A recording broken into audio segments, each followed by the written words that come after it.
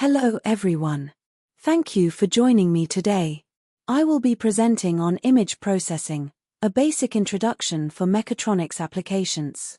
My goal is to walk you through how we take a physical scene and convert it into data that a computer and specifically mechatronic systems can understand and manipulate. So, process what exactly?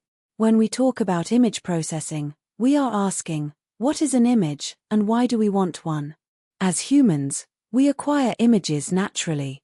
But for machines, like me, we need a camera system. Whether we want to distinguish objects or construct a model of a scene, the first step is understanding how we move from the real world to a digital matrix that we can process. Let's look at the acquisition process. It starts with an illumination source reflecting energy off a scene element, captured by an imaging system. But a camera sensor is analog. To get a digital image, we need two steps: sampling and quantization. Sampling discretizes the spatial coordinates, determining our resolution. Quantization discretizes the brightness levels. The result: an image array where every pixel holds a specific value. Now, how do we handle this in Python? We rely on libraries like OpenCV and Skimage. We load images into variables using simple commands. One of the first things we usually do is convert a color image into a grayscale image. Why? Because processing a single matrix of intensity is much faster and often sufficient for identifying shapes compared to processing 3 color channels. Once we have a grayscale image, we need to understand its quality. We use a histogram. A histogram plots the frequency of pixel intensity values, showing us the distribution of light and dark areas. If an image is too dark, the histogram tells us immediately. We can calculate this in Python to analyze contrast and even modify the histogram to equalize the image, making features easier to detect. To make decisions, we often need to simplify further, from grayscale to binary images, which consist only of black and white pixels. This is done through thresholding. We pick a value, pixels above it become white, below it become black. However, lighting isn't always perfect. As you can see in this Sudoku example, a global threshold might fail in shadows. In those cases, we use adaptive thresholding to handle varying illumination. Great, we have a binary image. But the computer just sees zeros and ones.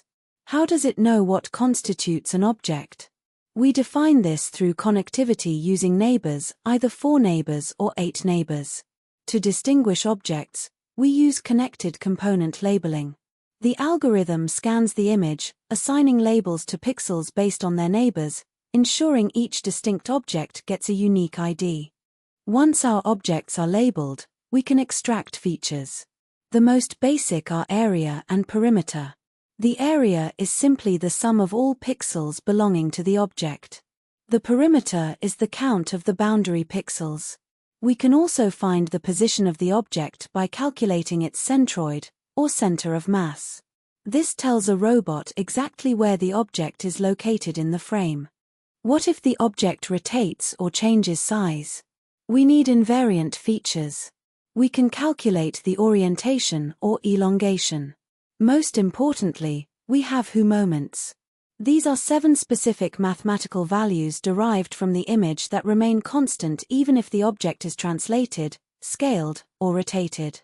These are crucial for recognizing the same object in different positions. We can also look at topology, the structure of the shape. A key descriptor here is the Euler number, calculated as the number of connected components minus the number of holes. This doesn't change even if you stretch the image. We also measure distances between pixels using metrics like Euclidean or cityblock distance to understand the geometry. Now, let's talk about modifying the shape using mathematical morphology. The first operation is dilation. Dilation adds pixels to the boundaries of objects. Imagine moving a brush, called a structuring element, over the image. If the brush touches an object, it paints that pixel. This is useful for filling in small holes or connecting broken lines. The opposite of dilation is erosion. This removes pixels from the boundaries, shrinking the object and eliminating small noise. By combining these, we get powerful tools like opening and closing to clean up our images. We can even extract the boundary of an object simply by subtracting the eroded image from the original. That concludes our introduction. You now have the toolkit to acquire, process, and analyze images in Python.